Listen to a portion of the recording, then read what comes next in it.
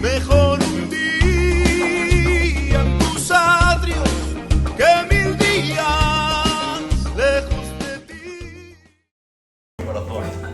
Miren, si este lugar tiene algo peculiar o característico, es que este lugar es un lugar de refugio. Es un lugar donde las personas afligidas, las personas perseguidas por las situaciones, es el momento donde nuestra alma puede hallar el descanso y el reposo que necesitamos. Un culto tan importante puede cambiar la situación mental, emocional y darnos las fuerzas para seguir adelante. Quizás Dios no te va a quitar el problema, no te lo quita, pero sí te da la valentía, sí te da la esperanza, el soporte, la ayuda necesaria, esa paz que en esos momentos difíciles tienen las circunstancias. Cuando Dios te visita, Dios te hace bien. Amén. Por eso, cuán importantes son los cultos. Todos los cultos no son iguales, hermanos. Hay cultos donde Dios se mueve en la alabanza y Dios las bendice, las hermanas, usa las hermanas y nuestro corazón se derrite, como dice la palabra, como la cera. Amén. Pero hay otros cultos donde Dios se mueve a través pues, de los que ministramos acá arriba, que intentamos ser de bendición para el pueblo, hermanos, y Dios también te hace bien. Todo es necesario en la casa del Señor. Todo es necesario, hermanos. En Dios no hay rutinas. La rutina la quiero yo por mi dejadez o por mi abandono o porque yo me arrincono, quizás el enemigo me arrincona haciéndome que no valgo para nada. Pero que el Señor nos reprenda en esta tarde. Que se entere que sí que valemos. Hemos costado un precio y no un precio cualquiera. Hemos costado un precio de sangre. Gloria al Señor. Dios nos vio en nuestra aflicción. Dios le vio a usted su necesidad. Dios le vio cuando más le necesitaba. Y Él vino en el momento que usted tenía que venir. Gloria a Dios. Por eso en esta tarde vamos a adorarle. Por encima de todo, olvídese, ponga las cosas en las manos de Él, porque Él tiene la ayuda necesaria. Y mire que no le digo que Él tiene la salida, no. Él tiene la ayuda necesaria para pasar el transcurso que está usted pasando. Por eso este lugar es un lugar de refugio, hermanos, donde nuestra vida se puede abrir en la presencia del Señor y podemos derramar nuestra alma. Quizás usted no ha tenido un tiempo de comunión, por lo que sea, en la casa, pero yo le invito a que cuando venga a este lugar se haya puesto un poquito en oración, bien sea por la mañana, por la tarde, cuando usted pueda. Ponga el culto a la presencia del Señor y verá cómo usted viene de otra manera. Gloria a Dios. Así que vamos a presentar este culto en la mano del Señor para que sea el Espíritu Santo que venga dirigiendo todas las cosas. Amén. ¿Cuántos han venido con necesidad? Díganos potente aleluya. ¡Aleluya! Yo he venido con necesidad y con gratitud a mi Dios, entendiendo que se cumple la palabra que dice: a la casa del Señor iremos. Y allí el Señor enviará bendición y vida eterna. Y lo creo. Creo que Dios te ministra en los cultos. No creo en los cristianos solitarios ni en los cristianos de YouTube. Todo eso son añadiduras. Creo en los cultos donde la iglesia se reúne, donde los hermanos se animan, donde los hermanos se exhortan, donde los hermanos se van tratando unos a otros. Hermanos, ¿para qué? Para perfeccionarnos y parecernos más al Señor. Amén. Así que vamos a presentarlo todo. Yo le invito, usted si ha venido con necesidad, a que incline su rostro. No por nada, para no mirar a nadie, para tener su mente centrada en lo que vamos a hacer en esta tarde. Es un culto para nuestro Dios, aquel que nos rescató de nuestra vieja y vana manera de vivir, aquel que vino a nosotros cuando estábamos quizás ya casi destruidos. Él se presentó como buen samaritano, como el pan de vida, como la luz del mundo, como el buen pastor. Él se vino a nosotros, hermano. Él salió a nuestro encuentro. Así que gracias al Señor que estamos aquí. Aleluya. Pero ahora vamos a cambiar de tercio. Y es que tengo que decirles algo. Hace un año aproximadamente, un poquito más, por las épocas de Navidades, subíamos todos los obreros a dar un saludo, no de este año, sino la del otro. Y el Señor, no sé si ustedes se acordarán, pero me remarcaba una palabra que me decía: no os quedéis en palacio. porque estábamos pasando un tiempo muy bueno, igual que el que estamos pasando ahora. Pero el humano, las personas, tenemos un problema, y es que nos acostumbramos a todo. Y es que si estás en el desierto te acostumbras a pasar calor, y es que si estás en el Polo Norte te acostumbras a pasar frío. Y es que si estás en un tiempo de escasez en la iglesia te acostumbras y lo vas llevando, y cuando estás en un tiempo de abundancia, pues por igual. Pero el Señor me decía en aquel tiempo, dile a mi iglesia que no se quede en palacio, que no se acostumbre al palacio. Y de eso quiero predicarles hoy. Muy bien. Viniendo para aquí, hablaba con el Chele por teléfono y le decía, es que, jolín, cuesta tanto bajar al culto. Parece mentira que estás toda la tarde en el trabajo y justo a las 6 de la tarde ves que empieza una cosa, la otra y te se complica toda la tarde para que llegues tarde al culto o para que no llegues. Y hablaba con el Chele, con mi compadre, y le decía, salgo pitando de aquí, me voy a mi culto porque llevo una semana llegando tarde y, hermanos míos, no nos podemos acostumbrar a lo que no está bien. Lo decía el otro día el pastor, hay que empezar a las 7. Es verdad. Porque cuando tenemos que estar aquí a las 6:30 y estamos a las 7:15, estamos fallando. Cuando nos acostumbramos a faltar algún día al culto porque nuestro trabajo nos lo requiere, estamos fallando. No es nada malo, no es nada alarmante, pero estamos fallando. Cuando un día, porque nos duele aquí, no bajamos al culto y decimos, no, ya se me pasará, ya el miércoles, estamos fallando. Y de eso quiero hablarles hoy. De cosas que hacemos continuamente, sencillas, que no esconden un gran mal detrás, pero sí que tienen repercusión para la vida espiritual. Amén. Muy bien. Porque, como decíamos, y yo tengo dos partes del mensaje, y si Dios quiere las unimos, y si no, pues predicaré una y fuera. Pero dice en su palabra, que es un texto hiperconocido, en 2 de Samuel capítulo 11 versículo 1,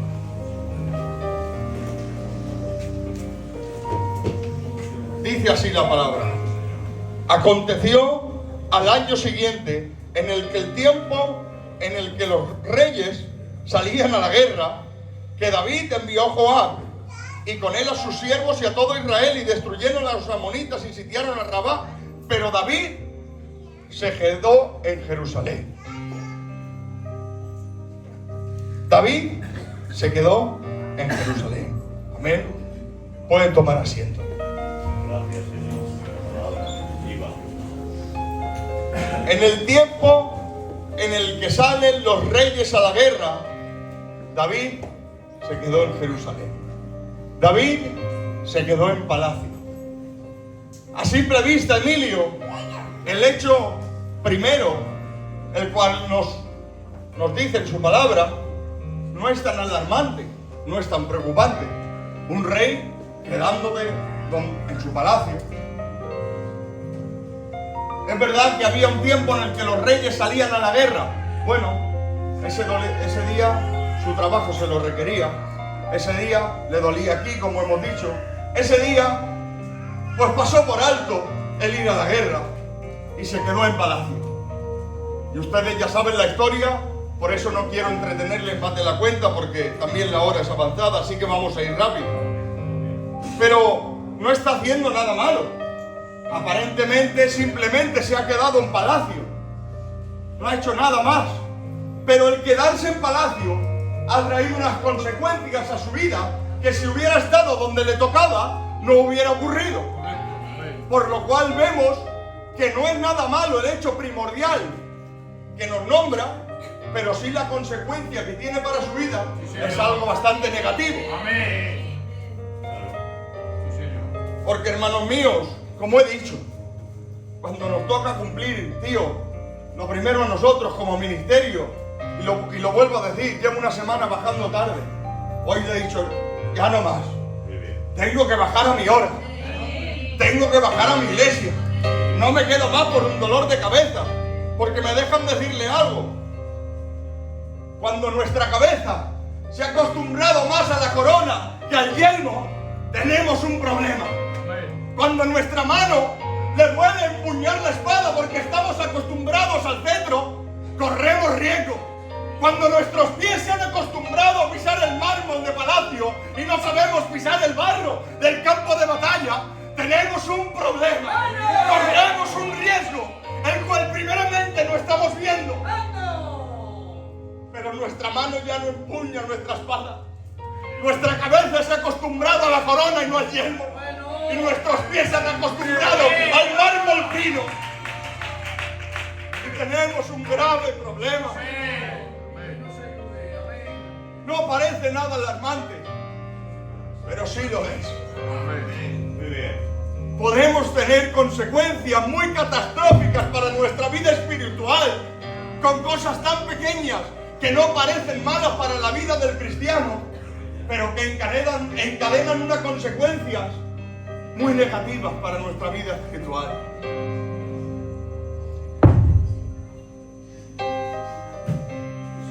Y yo buscaba en la palabra, hermanos, y buscaba cómo denominar este síntoma. ¿Cómo podemos llamarle a este síntoma que no sabemos cómo nombrarle, cómo decirle? Alguien que no parece que aparentemente está haciendo nada malo, sin embargo, está recibiendo muchas consecuencias negativas por lo que está haciendo. Y yo me empezaba a buscar en la palabra y a ver, y la verdad, quería algo más suave, pero el Señor me llevaba por un tema que es el tibio, hermanos míos. Cuando nos acostumbramos a hacer aquellas cosas que no son malas aparentemente, pero sí que nos roban de nuestra vida espiritual, nos convertimos en unos tibios. ¿Me dejan leerles la palabra? Amén. Para que no se enfaden conmigo. Muy bien, claro. Dice en Apocalipsis, capítulo 3, del versículo 14 al 22. Vamos a leer un poquito así que estén atentos. Escribe el ángel de la iglesia a la Odisea. He aquí, el amén, el testigo fiel y el verdadero, el principio de la creación de Dios dice esto: yo conozco tus obras, que ni eres frío ni caliente. Ojalá fueses frío o caliente, pero por cuanto eres tibio y no frío ni caliente, te vomitaré de mi boca. Porque tú dices, atención, yo soy rico y me he enriquecido y de ninguna cosa tengo necesidad, y no sabes que tú eres un desventurado, miserable, pobre, ciego y desnudo. Por tanto, ojo, yo te aconsejo que de mí compres oro refinado en fuego, para que seas más rico, y vestiduras blancas para vestirte, y que no se descubra la vergüenza de tu desnudez, y unge tus ojos con colirio para que veas. Yo reprendo y castigo a los que amo. Súper importante. El Señor nos corrige, nos reprende porque nos ama. Pues celoso, sé pues celoso y arrepiéntete. Que ahora ya, aquí, después no tendríamos por qué seguir predicando. Pero bueno, yo lo leo y después hacemos lo que quieran. He aquí, yo estoy a la puerta y llamo. Y si alguno oye mi voz y abre la puerta, entraré a él y cenaré en él y él conmigo. El que venciere, le daré que se siente conmigo en mi trono, así como yo he vencido y me he sentado con mi Padre en su trono. El que tiene oído oiga lo que el Espíritu dice a las iglesias. Casi nada. Palabra dura, pero necesaria. Al tibio, Josemi, con mucho respeto hablando, dice que lo vomitará de su boca. ¿Qué es esto de ser tibio? ¿Qué cosa tan mala es llegar a ser un tibio en el Evangelio? A lo mejor es vivir una doble vida y estar en un sitio viviendo una vida y después llegar aquí con la cara de santico como que no ha pasado nada. Pero por la Biblia me doy cuenta que no es esto. A lo mejor es ser alguien muy malvado y alguien que vemos nosotros y lo tenemos vamos, como la figura del anticristo.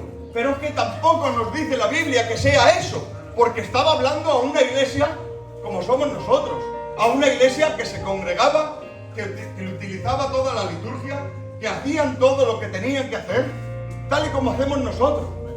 Entonces, ¿qué es esto de ser tibio? Y si me dejan, les hablo un poco de la historia para que entendamos el concepto de tibio. Porque yo estoy preocupado por no ser un tibio, Emilio. Y es que hay veces que me doy cuenta que no estoy tan lejos. Y cuando leía esto, créetelo que sentía temor. Pero vamos a entender por qué utiliza Dios esta palabra, el tibio. Estaba hablando a la iglesia de Laodicea, ¿vale? Que estaba, pues, como bien dice su nombre, en Laodicea. Y vamos a ver un poco de historia, porque dice, según los historiadores, ¿no? Fue fundada por Antíoco II en el 261 y 245 a.C. Fue una de las ciudades más ricas de toda Asia. Dicen que en su pueblo habitaban banqueros, habitaban gente del comercio textil con muchísimo poder monetario. Era gente importante, la mayoría de gente que vivía en Laodicea. Dice, nombran que había políticos, tanto así que en el año 60 a.C., tío, llega un terremoto y sacude toda la ciudad. Y cuentan en los libros de historia que era una ciudad tan pudiente que no tuvieron que pedirle ayuda ni a Roma ni a ningún otro gobierno, que entre ellos solos, entre los que eran del pueblo, con aportaciones reconstruyeron la ciudad. Una ciudad importante, hermanos, adelantados a su tiempo. Cuenta la historia, Emilio, que tenían gimnasios, aunque por aquella época no existían normalmente, que tenían centros deportivos, que tenían centros de gente, pensadores, intelectuales. Eran una ciudad avanzada, una ciudad con solera. Y entre todo esto, como cuenta en la palabra, había una iglesia, fundada por Éprafas. Así lo dice en la palabra. Y hermanos, a esta iglesia que estaba en Laodicea, les comienza a hablar de los tibios. ¿Por qué? Porque según la historia, geográficamente, estaban situados, que atiendan bien, por un lado, Hierápolis, que era famosa por tener aguas termales, aguas calientes, aguas hirviendo, naturales, y por el otro lado, tenían, mira, lo tengo por aquí, que ahora no recuerdo el nombre. Colosos. Por otro lado tenían la ciudad de Colosos, que era famosa por sus aguas extremadamente frías. Laodicea estaba en medio. ¿Qué pasaba? Aquellas aguas iban siguiendo su curso, iban siguiendo el camino, y cuando llegaban a Laodicea era agua tibia. En Coloso era agua fría, en Hierápolis era agua termal, pero en Laodicea era agua tibia. Hermanos, el agua tibia no sirve para mucho. El agua tibia casi nadie la utiliza. Cuando uno viene de trabajar en la calle, que se levanta a las 4:30, se va a las 5:30 y ya está pegando bandazos por la calle, llega un punto, Falico, donde llegas a la casa y el frío que tienes de estar todo el día por ahí dando vueltas en la calle no te se quita. El único método para que te se quite, con mucho respeto hablando, es darse un baño con agua caliente, con agua hirviendo. Cuando uno tiene muchísima calor, lo que quiere es refrescarse con agua fría. Pero el agua tibia, hermanos míos, no tiene mucha utilidad, como no sea para regar las plantas. Nadie quiere beber agua medio caliente, medio fría. Nadie quiere un café medio caliente, medio frío. O es con hielo o es caliente. El agua tibia no tiene mucha utilidad. Entonces el Señor les hablaba a Laodicea, hablándole Pues del agua tibia. Lo entendían perfectamente la similitud que tenía la palabra con lo que ellos estaban viviendo en sus calles. Y hermanos míos, como digo, lo que el Señor venía mostrando a través de la palabra, esta gente que se congregaba, esta gente que tenía una iglesia formada, como usted y como yo, y les estaba llamando tibios. Porque en este caso, en la palabra, hermanos, no se está condenando, como en otros casos hemos visto, el pecado o el desorden, sino que lo que Dios estaba condenando era la independencia de su persona. Porque vemos que dice: tú que dices yo soy rico y me he enriquecido y de ninguna cosa tengo necesidad, y lo que no sabes, que eres un desventurado, un miserable, pobre, ciego y desnudo. El Señor está amonestando en contra de la independencia. Que aquí en Cataluña sabemos bien lo que es. El Señor amonesta a la iglesia de la Odisea, Jero, con la independencia que están cogiendo de Él. Señor, no estás formando parte de todo mi trabajo. No estás formando parte de todos mis negocios. No estás formando parte de todo lo que hago en mi vida. Y esto el Señor lo condena y nos llama tibios. Y la consecuencia del tibio es que el Señor lo vomite de su boca. Yo no sé ustedes, pero yo tengo temor. Porque no hace falta que sea algo muy escandaloso. Porque es verdad, escuchamos a veces otros pecados de los que comete un cristiano y nos echamos las manos a la cabeza, que no digo que no haya que hacerlo. Pero, Emilio, a mí me pasa el primero. Y ya hablo de mí, no voy a poner a nadie. Pero cuando estoy en una temporada un poco baja, ya saben ustedes como les digo. No, sí, me voy reuniendo con los hermanos, voy orando de vez en cuando, leo, sí, pero hay algo que falta. Falta fervor, falta pasión por el Evangelio. Te estás enfriando y te estás convirtiendo en un tibio. Entonces, es un mensaje, hermanos míos, de alerta. Alertémonos cuando nosotros mismos o alguien a nosotros cercano estemos viendo que tiene causas y síntomas de tibio. A lo mejor no ha hecho un pecado muy alarmante. A lo mejor no ha hecho un pecado en el que todos nos hemos llevado las manos a la cabeza. Pero está en una condición que el Señor lo puede llegar a vomitar de su boca. Por favor, hermanos, es algo muy serio. Estar tibio es falta de fervor. Es falta de pasión por el Evangelio, que es lo que hablábamos ahora mientras nos sentábamos con el pastor. Es falta de pasión por aquellas manos traspasadas, hermanos. Es falta de pasión por aquel costado herido por cada uno de nosotros. Es falta de pasión por la cruz. Estar tibio no es algo muy alarmante o muy a la vista de todos, pero es algo que nosotros en nuestro interior sabemos bien. Por eso les animo. Hagamos una visión retrospectiva, como se suele decir. Mirémonos para adentro y veamos los síntomas que estamos dando. Porque, como todos saben, cuando a alguien se le diagnostica una enfermedad es porque ha habido unos síntomas. Entonces, los síntomas diagnostican la enfermedad. Pues si estamos viendo algún síntoma, tomemos rápidamente el antibiótico para que no lleguemos a infectarnos completamente y tengamos que sufrir las consecuencias que dice en la palabra que sufrirá el tibio.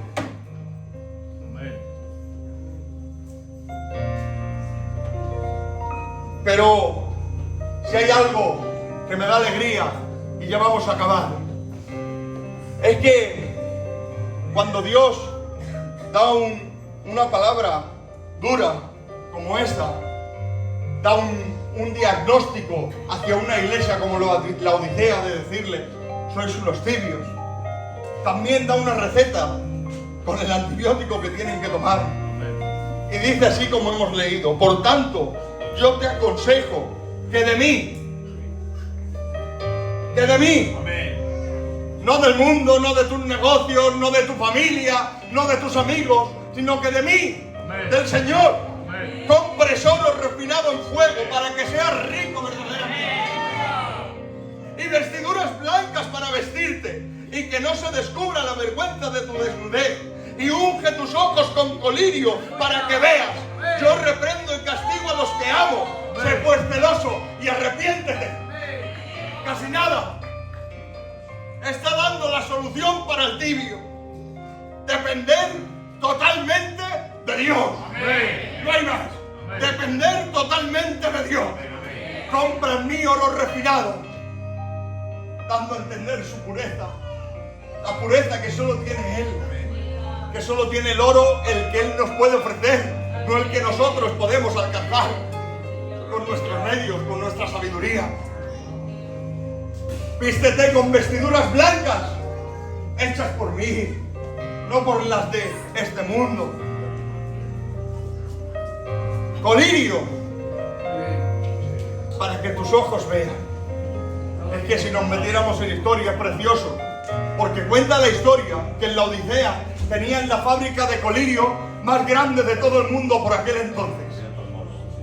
Entonces iba atacando punto por punto, diciéndole: aquí estáis fallando, porque estáis centrados en lo vuestro y no os estáis dando cuenta que el oro bueno es el mío, que el colirio bueno es el que yo tengo, que las vestiduras blancas realmente, las que te limpian el alma, son las que yo pongo en ti.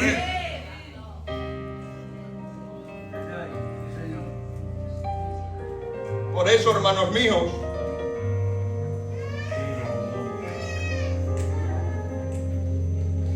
tenemos que tener total dependencia de nuestro Dios para no llegar a ser unos tibios. Para que cuando sea hora de salir a la batalla, venga Él y nos diga: sal a la batalla, y no cometamos el error de quedarnos en palacio.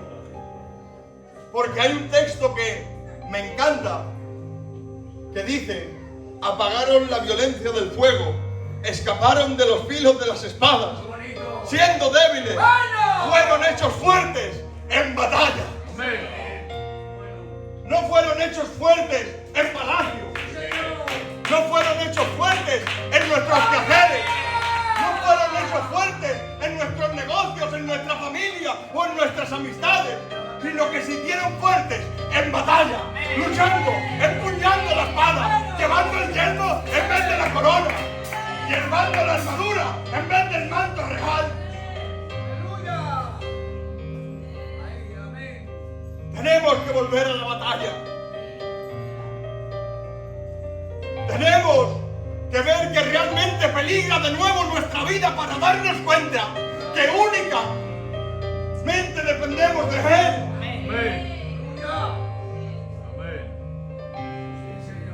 Hermanos, hemos aprendido a alcanzar una situación de comodidad en nuestras vidas, que lo único que nos hace es alejarnos de Dios. Hemos aprendido a vivir con 50 en vez de con 10, y lo único que nos hace es alejarnos de Dios. Por eso tenemos que aprender a tener 50, pero saber que dependemos de Dios. A tener 10, pero saber que dependemos de Dios. A tener salud, Emilio, pero saber que dependemos de Él y que de un día para otro Él puede acabar su favor en nosotros o su propósito. A tener enfermedad y seguir dependiendo de Él. Y así no convertirnos en un tibio. ¿Cuántos no quieren ser un tibio? Pues con esta mano levantada le damos la gloria a Dios. Porque única y exclusivamente dependemos de su gracia. Fuerte el aplauso, Señor.